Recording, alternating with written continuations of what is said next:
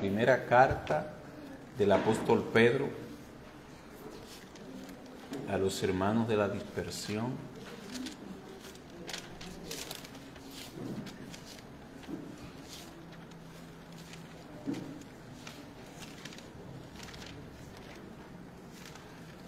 Primera de Pedro, capítulo 5, los versículos 8 y 9. Primera de Pedro, capítulo 5, los versículos 8 y 9.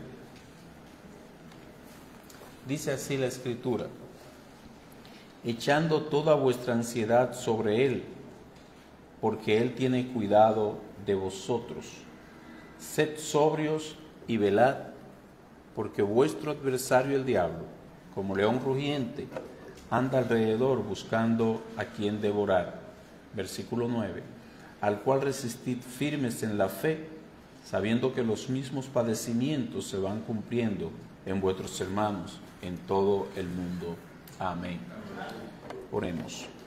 Padre amante y bendito Señor, otra vez venimos ante tu trono, después de haber cantado y habiéndonos regocijado, Señor, con estas verdades, de que tú moriste por nosotros para darnos vida.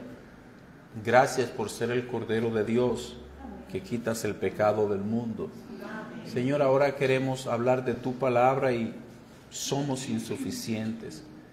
Con sinceridad lo admito, lo acepto, Señor. Solo tú puedes hablar a los corazones, solo tú puedes impactarles, solo tú puedes hacer que estas débiles palabras sean poderosas en los corazones. Permite, oh Dios, que tu nombre sea exaltado y glorificado, que este tu siervo también sea ayudado, en el nombre de Jesús. Amén. Fieros ataques y sutiles engaños. Fieros ataques y sutiles engaños. Nosotros hemos estado siguiendo una serie acerca de no dar lugar al diablo y es la continuación. Nosotros la semana pasada vimos una de las cosas que debemos hacer para evitar los ataques del diablo. Le titulamos Cazadnos las zorras pequeñas o Cazad las zorras pequeñas. Hoy vamos a ver esos ataques fieros y sutiles engaños. Hermano, ningún cristiano está llamado a ignorar el peligro que Satanás representa para las almas nuestras. Dice Pablo, no ignoramos sus maquinaciones. Ninguno debe hacerlo, ninguno debe ignorarlo. Es cierto que Satanás fue derrotado en la cruz del Calvario por nuestro Señor Jesucristo. Es cierto que Él ya no es nuestro amo. Es cierto que ya Él no puede obligarnos a pecar. No somos sus esclavos. Él no puede tampoco detener el avance de la iglesia del Señor Jesucristo. Él no puede evitar, Él no puede impedir, Él no puede detener el avance de la iglesia, impidiendo que la iglesia, por el mensaje del Evangelio, pueda rescatar de las garras de Él a sus cautivos. Él no lo puede impedir. La iglesia puede continuar su marcha triunfante en este mundo predicando el Evangelio. El Señor nos dice, las puertas del Hades no prevalecerán contra ella. Cristo venció por nosotros. Él, al ser vencedor, esa victoria ha pasado a nosotros. Es cierto todo esto. Es cierto que Él no nos toca. Él no nos puede arrebatar de las manos del Padre. Nosotros estamos en las manos del Padre y Él no puede arrebatarnos de allí, quitarnos la salvación, no puede arrastrarnos con Él a la condenación. Todo esto es verdad, gloriosa verdad. Es una maravilla lo que Dios ha hecho al liberarnos de las garras del mismo Satanás. Es una maravilla el que nosotros podamos decir somos libres para servir al Señor. Sin embargo, hay peligros a los cuales nosotros estamos expuestos a causa de Él y que traen grandes males al pueblo de Dios. Y por eso es que hoy estamos advirtiendo acerca de lo mismo. Nadie nos puede quitar que nos gocemos en el Señor por lo que Él ha hecho, pero también que estemos alerta. Volviendo al tema de Satanás, él es un enemigo vencido por Cristo allí en la cruz del Calvario, y él no puede hacer con nosotros lo que hace con el mundo inconverso. Él no puede hacer con nosotros lo que hace con los no cristianos. Aquellos que no han creído hacen la voluntad de Satanás. Ellos no pueden resistirse a pecar. Ellos no tienen la voluntad de obedecer a Cristo. Ellos están en esa condición de esclavitud, por lo cual ellos sí obedecen al pecado. Al obedecer al pecado, sin ellos saberlo, están obedeciendo la voluntad de Satanás. Entonces, mientras ellos están en el reino de las tinieblas, están bajo el dominio de Satanás. Ellos necesitan ser trasladados del reino de las tinieblas al reino de su luz admirable, al reino de su Hijo amado Jesucristo. Pero mientras no lo estén, están esclavos a la voluntad de Satanás. Mientras ellos no se someten a la voluntad de Dios, están sometidos a la voluntad, al gobierno de las tinieblas, donde su día a día, la manera en que ellos se desenvuelven es en el pecar. El pecado es como una cadena. El pecado es como las cadenas que amarran las almas de estas personas, y Satanás así puede ejercer control sobre ellas. Mientras ellos cometen pecado, las cosas se van empeorando. Los juicios de Dios vienen sobre ellos. Mientras más tiempo pecan, más se alejan de Dios. Mientras más pecan, más crudamente vienen los juicios de Dios sobre ellos. Unos como consecuencia de lo mismo que ellos hacen, y otros directamente como castigo por parte de Dios. Y esto sucede, hermanos y amigos, sin ellos sentirlo, sin ellos pensarlo, sin ellos imaginárselo. El hombre pecador está en ignorancia, es ciego, no sabe absolutamente el peligro en que está. Él entiende que él está viviendo una vida normal. Sin embargo, de día en día va acumulando ira para el día de la ira. Esta es la realidad del pecador sin Cristo, del pecador no salvo. Bueno, usted dirá, ¿y si el cristiano ha sido liberado de la potestad de las tinieblas? ¿Y si el cristiano ha sido trasladado al reino de su amado Hijo Jesucristo? ¿Cuál es el problema entonces? ¿Qué es lo que nosotros debemos de tener en cuenta con relación a Satanás? Si él ha sido, como acabamos de decir, si es un enemigo vencido, ¿cuál es el problema? Con la ayuda del Señor, esto es lo que vamos a considerar en esta ocasión. En primer lugar, veremos los fieros ataques de Satanás. O, si usted quiere llamarle, vamos a ver las dos versiones, las dos estrategias, las dos facetas que Satanás asume. Él asume como león rugiente en una ocasión, y en otra se comporta como una serpiente. Cuando vienen los fieros ataques, él se está comportando como león. Leímos en Primera de Pedro capítulo 5 y volvemos allá. Primera de Pedro capítulo 5, el versículo 8 dice: sed sobrios y velad, porque vuestro adversario el diablo, como león rugiente, anda alrededor buscando a quien devorar. Siempre es bueno las aclaraciones antes de nosotros entrar en el punto. Note que el texto dice como león, no dice que él sea un león, porque la imagen propia de un león es reservada para Cristo en el libro de Apocalipsis. Dice en el libro de Apocalipsis, en el capítulo 5, el versículo 5, he aquí que el león de la tribu de Judá, la raíz de David, ha vencido para abrir el libro y desatar sus 7 sellos. El león de la tribu de Judá es Cristo. Él es el león, el protector de su pueblo. Entonces, Satanás anda como león rugiente, ruge como león. valga la aclaración. Cuando el apóstol Pedro hace alusión a Satanás, diciendo de él como león rugiente, o que anda como león rugiente, anda buscando a quien devorar, se refiere al aspecto, a la faceta feroz de sus ataques.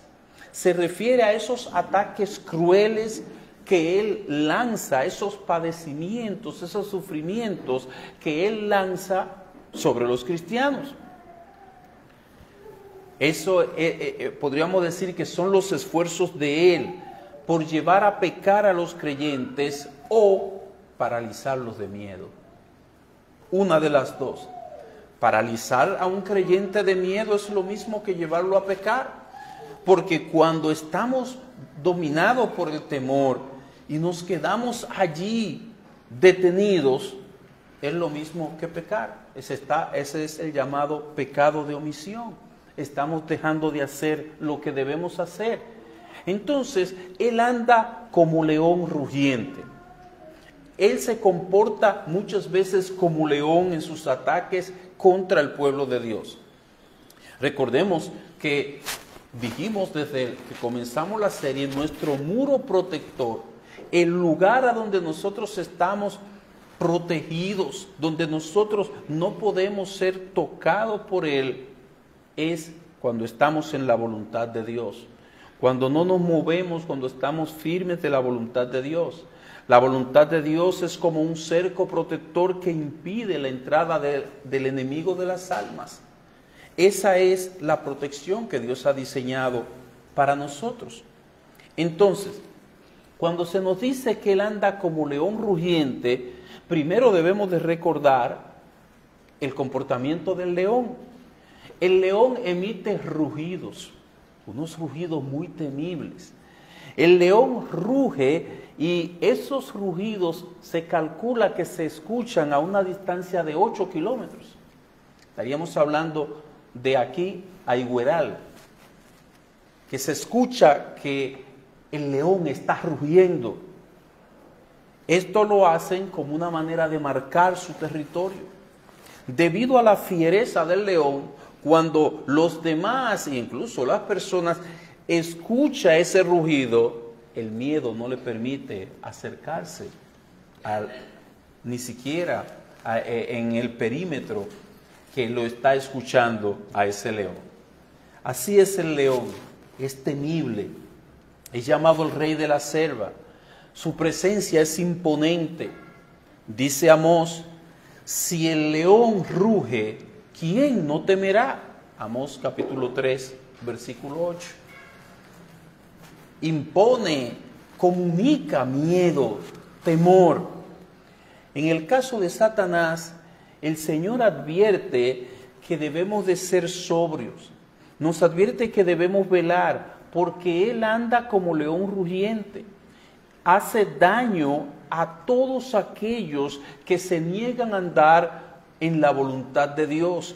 Hace daño a todos aquellos que salen del marco de la voluntad de Dios, que no le resisten firmes en esa fe.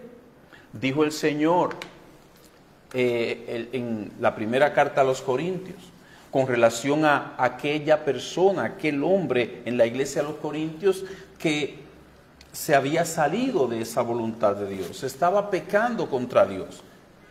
El tal sea entregado a Satanás para destrucción de la carne, a fin de que el espíritu sea salvo en el día del Señor Jesús. Primera a los Corintios, capítulo 5, verso 5. Bueno, no quiere andar en la voluntad del Señor. Después de ser confrontado por la iglesia, quiere seguir andando en sus malos caminos, insiste en continuar. Satanás se encargará de esa situación. Él se encargará de traer situaciones dolorosas a su vida que le llevarán a un quebrantamiento y a un arrepentimiento. Dice Pablo, el tal se ha entregado a Satanás para destrucción de la carne.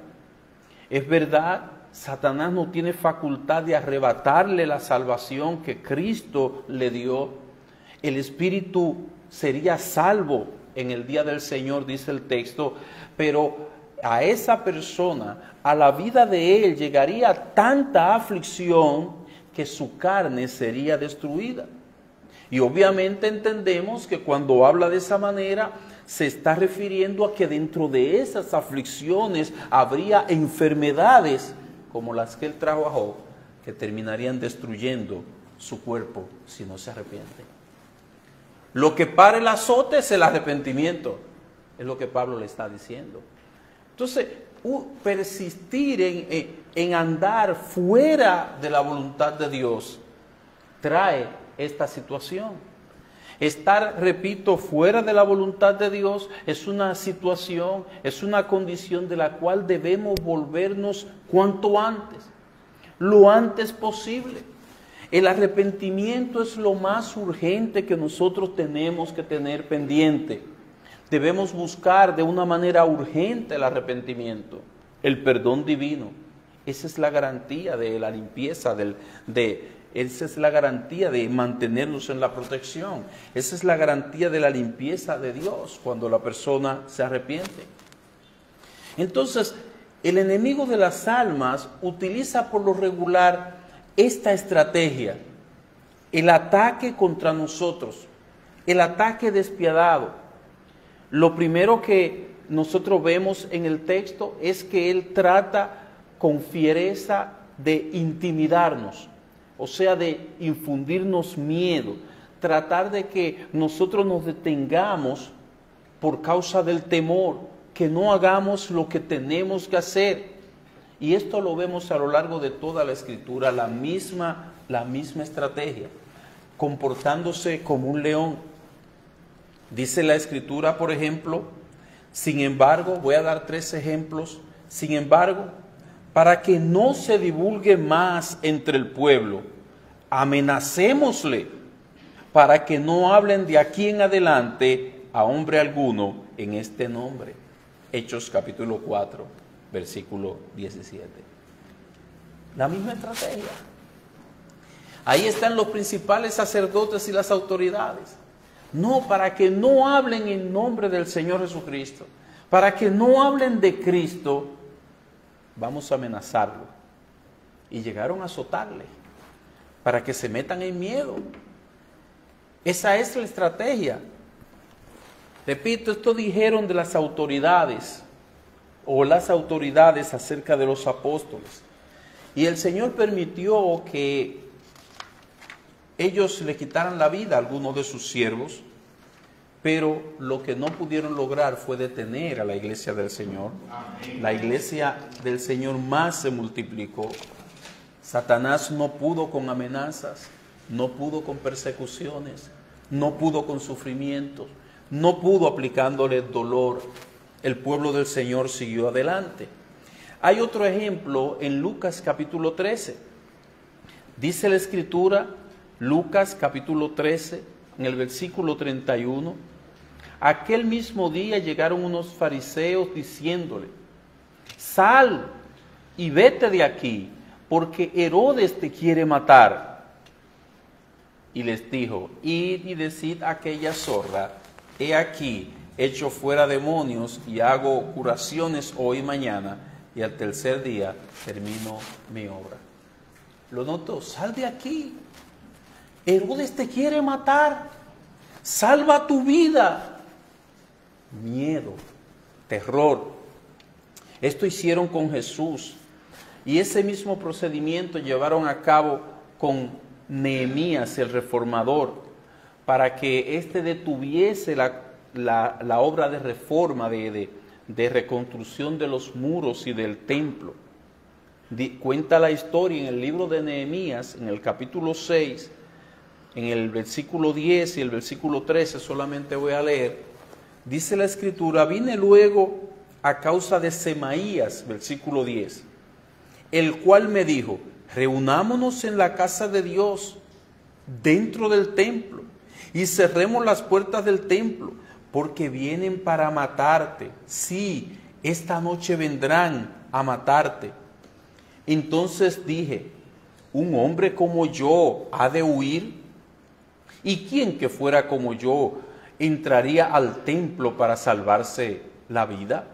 no entraré. Y entendí que Dios no lo había enviado, sino que hablaba aquella profecía contra mí, porque Tobías y Sanbalat lo habían sobornado. Versículo 13.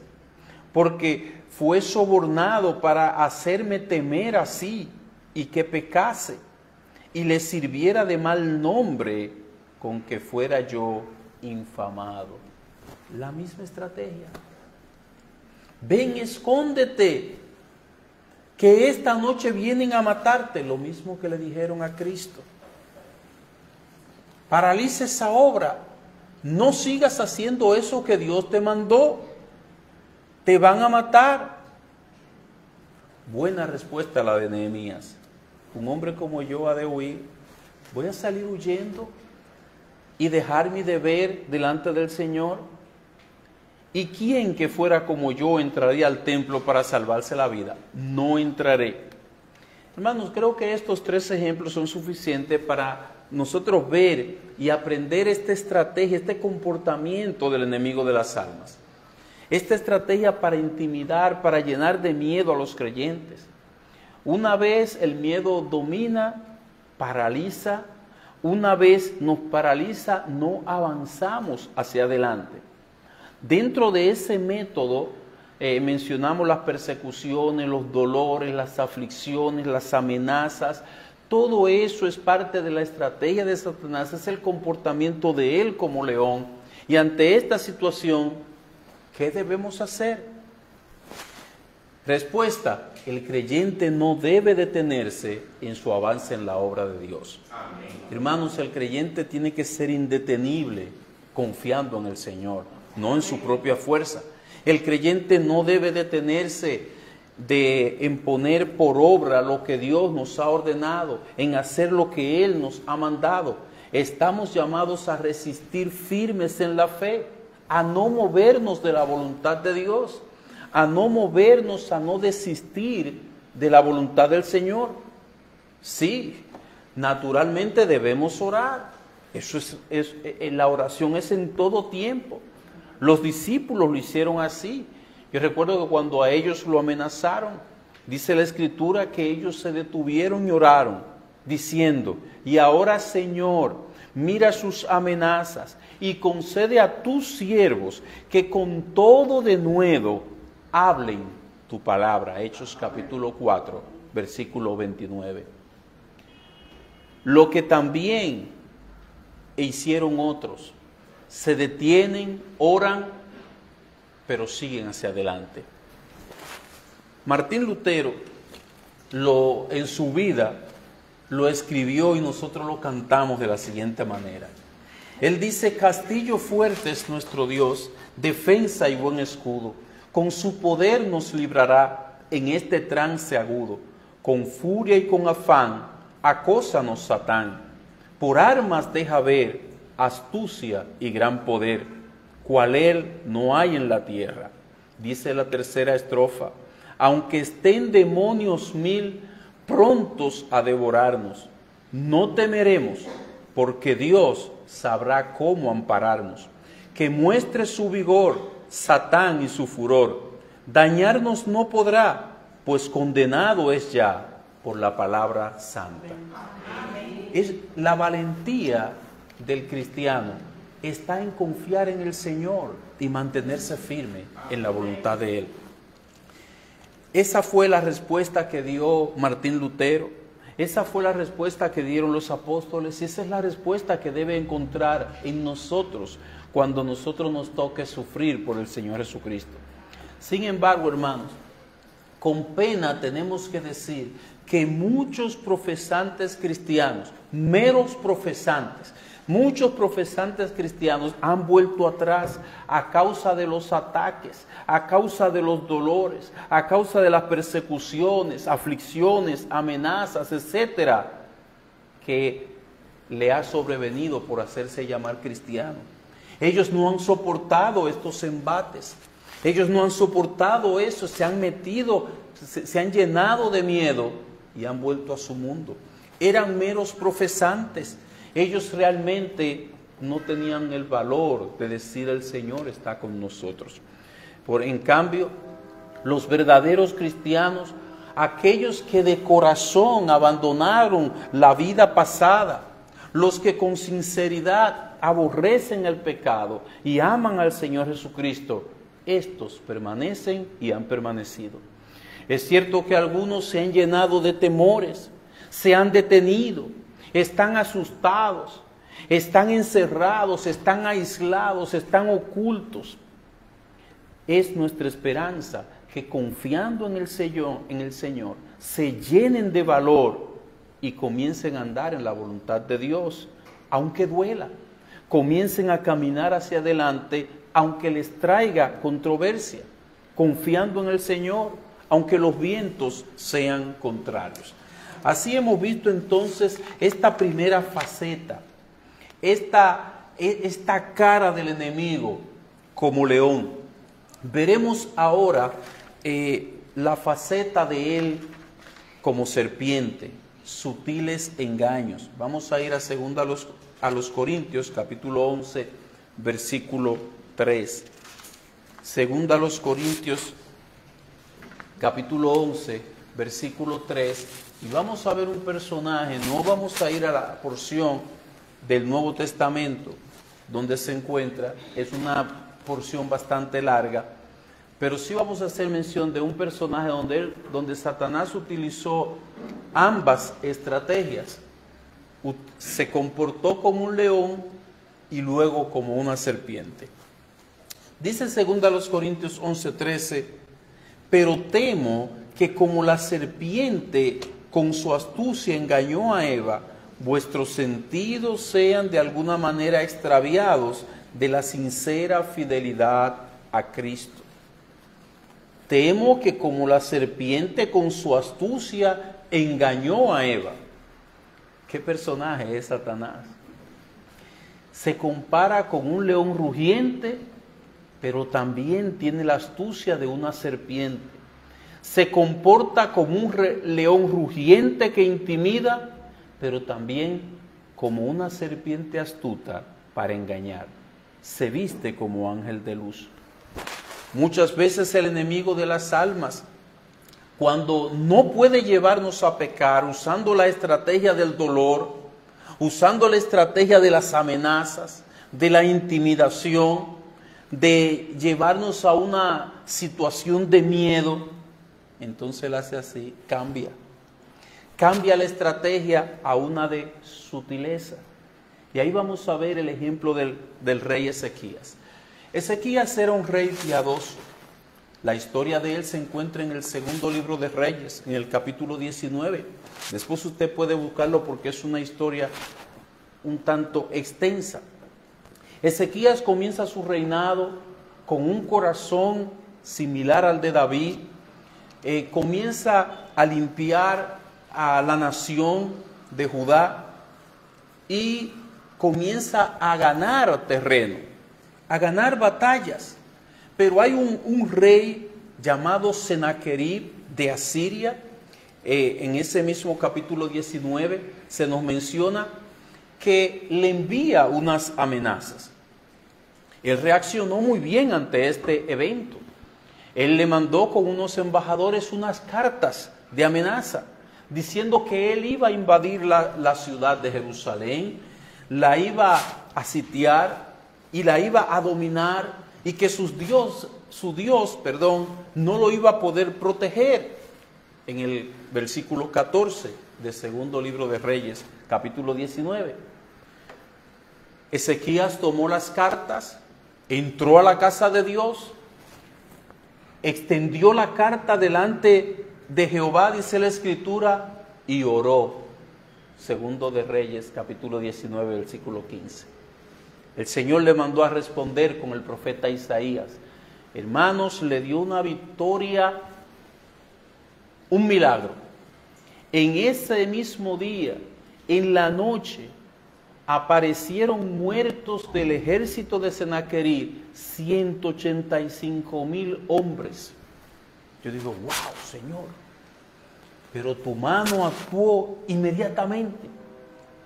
Lo que amanecieron fueron cadáveres. Senaquerib no entró a la ciudad, obviamente.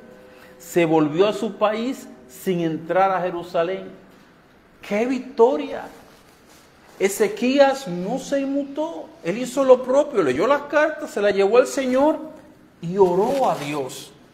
Sin embargo, un poco más adelante, no mucho tiempo después, el piadoso rey Ezequías enferma.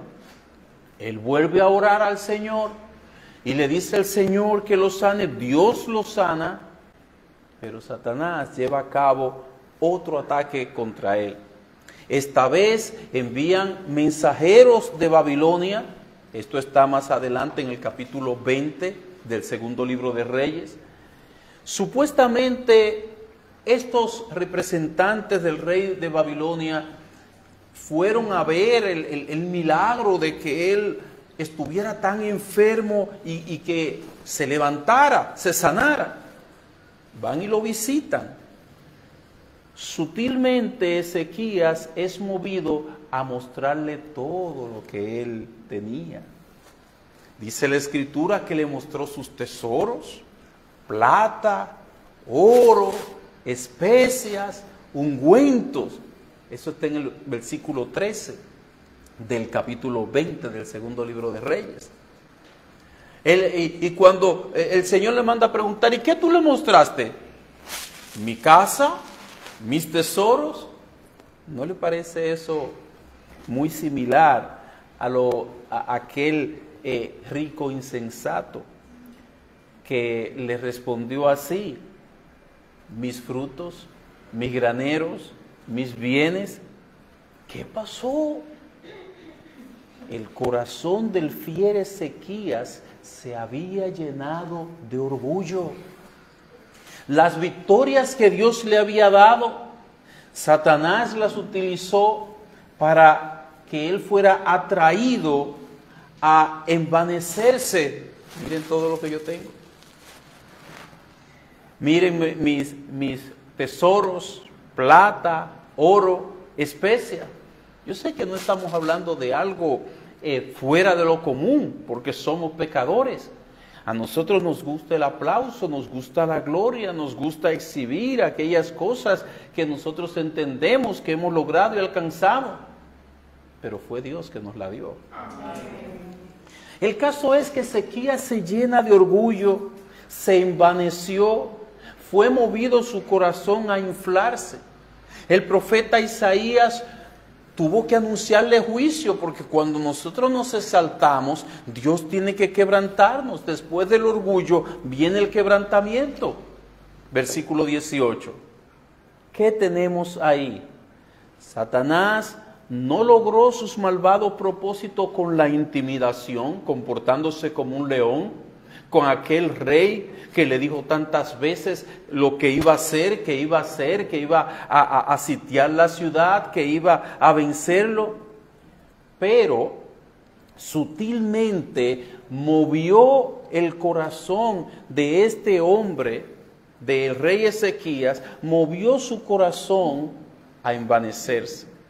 Lo movió a elevarse, lo movió a enorgullecerse, supuestamente por lo que Dios le había dado, supuestamente por lo que él tenía, pero que no era él, sino que Dios era que se lo había dado. Sin embargo, no vemos que Ezequías le da la gloria a Dios.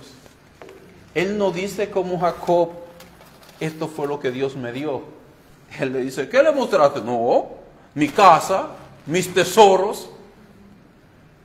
Cuando el corazón se eleva, es porque ha sido engañado, ha mordido el anzuelo. La serpiente con su astucia lo engañó, lo atrapó. No pudo con una estrategia, pero cambió y logró elevar su corazón, vanamente hinchado por su propia mente carnal.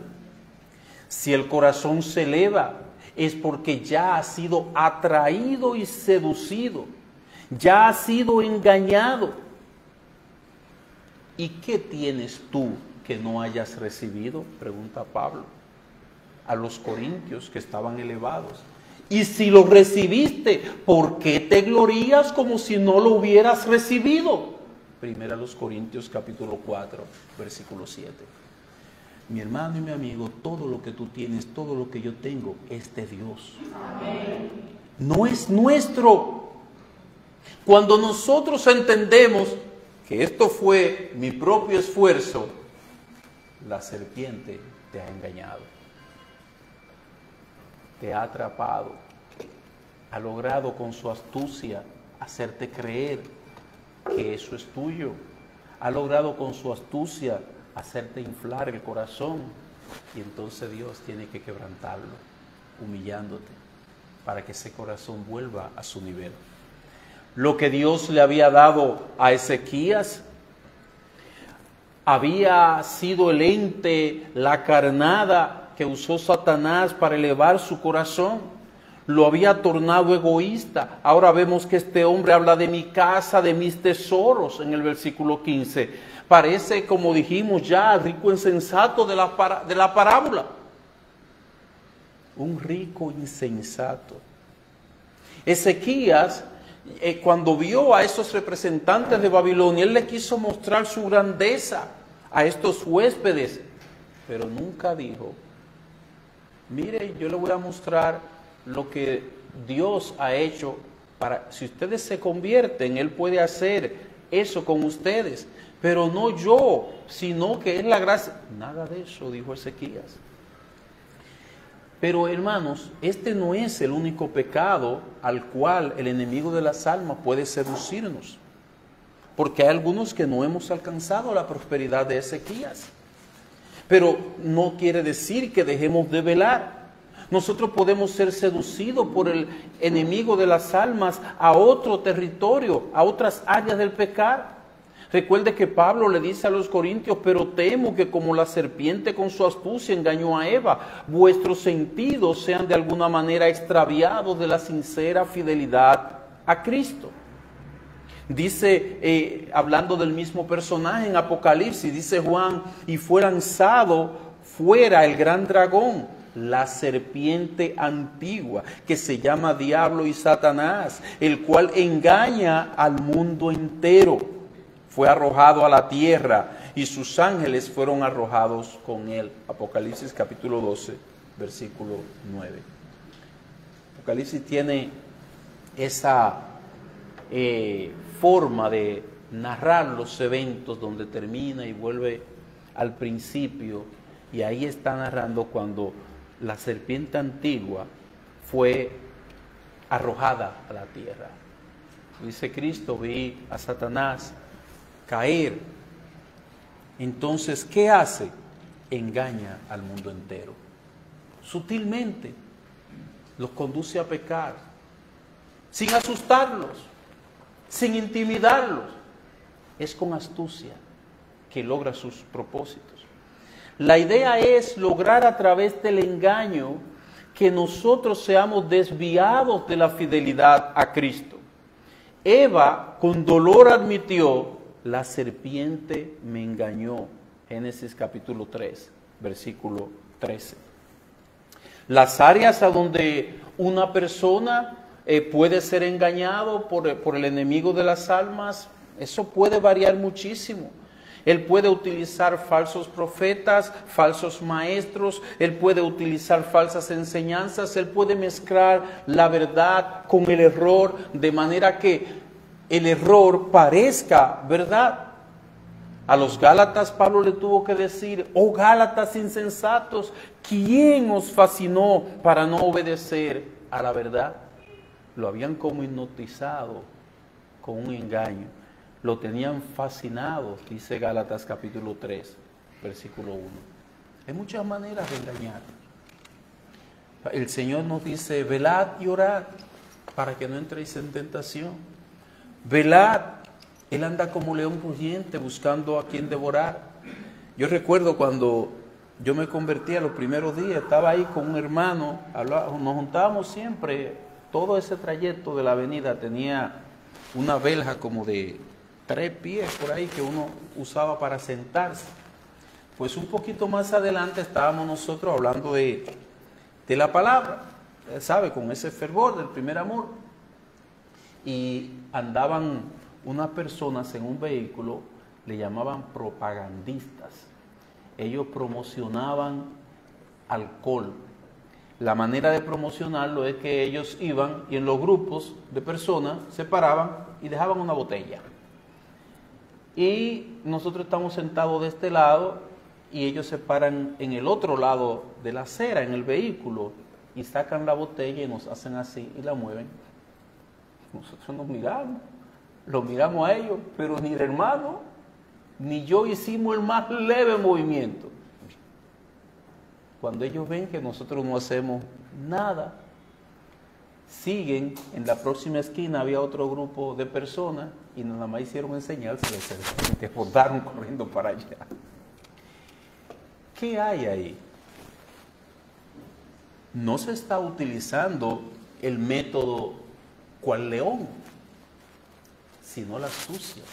Ven y tómalo. Ven, esto te va a proporcionar diversión, te va a proporcionar alegría.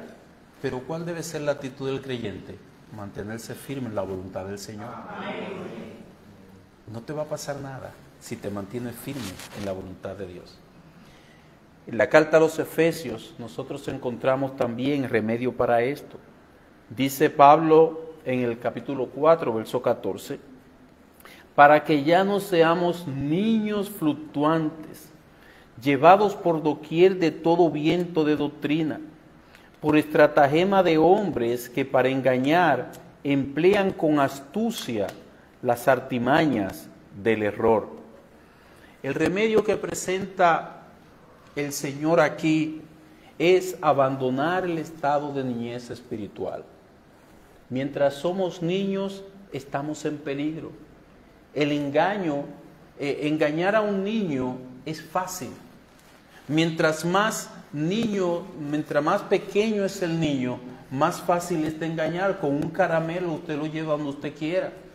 Dice el apóstol Pablo que él no quiere ya que seamos niños fluctuantes. Dice el apóstol Pablo que él no quiere que seamos llevados por doquier, por todo viento de doctrina.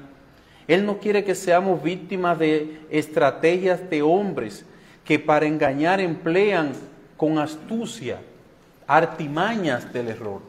El mundo está lleno de peligros, pero una manera de nosotros cuidarnos de ello es asentarnos en la verdad, permitir que la verdad sea nuestro sostén, nuestro soporte. Esta es una realidad nuestra. Hermanos, recordemos, hay áreas que pueden ser fuertes en nosotros, como fue el caso de Ezequías. Él ahí se comportó bien cuando le mandaron las amenazas, pero hay otras áreas nuestras, de nuestra vida, que somos vulnerables. Tenemos que examinarnos, tenemos que estudiarnos, tenemos que conocernos a nosotros mismos y ver en nosotros cuáles son esas áreas de debilidad, a donde somos más propensos, donde somos más débiles, donde el engaño puede entrar con mayor facilidad. Ezequías comenzó excelentemente bien, buen rey, hombre piadoso, pero al final de su vida descuidó su corazón, permitiendo que se elevara. Recordemos que después que hemos comenzado la carrera, es importante que terminemos bien la carrera. Recuerden que hemos comenzado bien, pero queremos terminar bien. Entonces, tenemos que mantenernos alerta. Las áreas más vulnerables tenemos que fortalecerlas en el Señor. En conclusión, 3 cosas breves. Número 1, el cristiano, como hemos dicho y repetido, debe velar, debe hacerlo en todo tiempo. La manera de nosotros contrarrestar el engaño de Satanás es manteniéndonos atentos de una manera especial a la verdad, pendientes a la verdad, creciendo en ella de una manera persistente. Es preciso exponer el corazón a esa verdad, es preciso oír esa verdad, es preciso asimilar esa verdad, y en la medida que nosotros vayamos viviendo esa verdad, iremos creciendo. En la medida que vamos creciendo, nosotros vamos teniendo un mayor discernimiento y nosotros podemos detectar esos ataques, esa sutileza, esos engaños del enemigo. Esa es la medicina que está planteando la carta a los Efesios. Por tanto, mi hermano, sé persistente en la verdad. Sé persistente en la verdad. La inconstancia es como una luz intermitente. Es como las ondas del mar. Las olas del mar que se mueven de acá para allá en la dirección del viento. Sé persistente. Tú no puedes seguir al Señor un poquito sí, un poquito no. Bueno, están predicando una serie, van por 5, sí, yo he oído una, yo he oído 2. Sé persistente en la verdad. Tú necesitas, aparte de ser persistente en la verdad, profundizar en la verdad de una manera constante. Dice el apóstol Pablo, hablando de estos que seducen, ellos seducen a las almas inconstantes. Segunda de Pedro capítulo 2, versículo 14. Primeramente ellos van a seducir los que son inconstantes. Primeramente ellos van a lograr su propósito con aquellas personas que no son perseverantes. Entonces, reitero, seamos persistentes. Sé persistente en la verdad.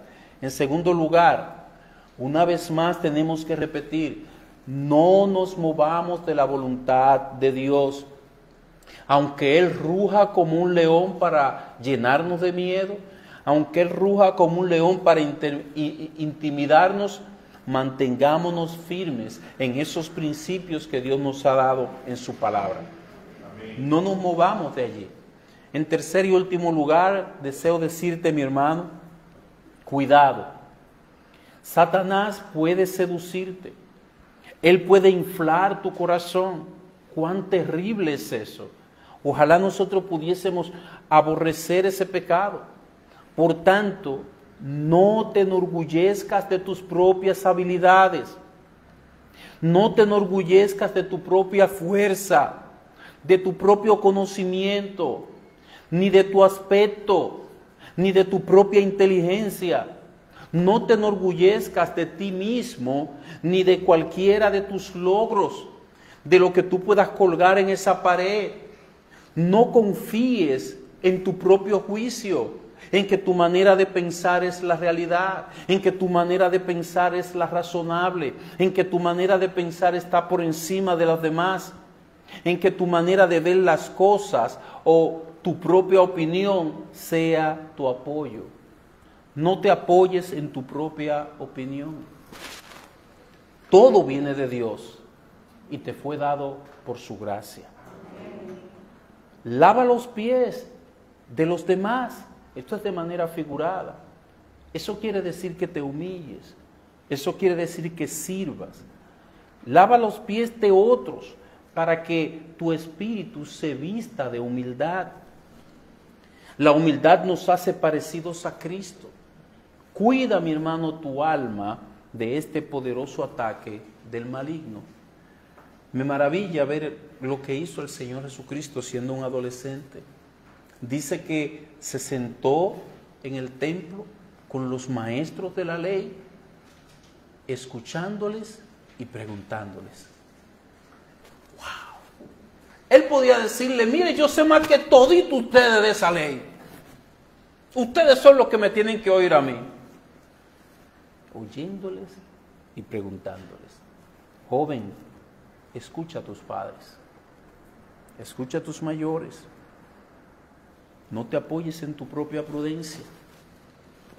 No te alabes por tus muchos conocimientos. No pienses que ese conocimiento te hace superior. No te dejes engañar de la sutileza de Satanás. Si él logra envanecer tu corazón, si logra elevar tu corazón, ha ganado ventaja. Que el Señor nos mantenga humildes. Que el Señor nos mantenga en su voluntad. Vamos a orar. Amante Señor y Padre nuestro, hemos presentado, oh Dios, tu santa palabra. Gracias te doy porque de día en día tú nos fortaleces con ella. nos adviertes de peligros. Oh Señor, abre los ojos, abre los oídos, da discernimiento a cada uno de los jóvenes que hoy está aquí presente, a cada uno de los adultos. Permite, oh Señor, que podamos andar humildes delante de ti, para tu gloria. En Jesucristo.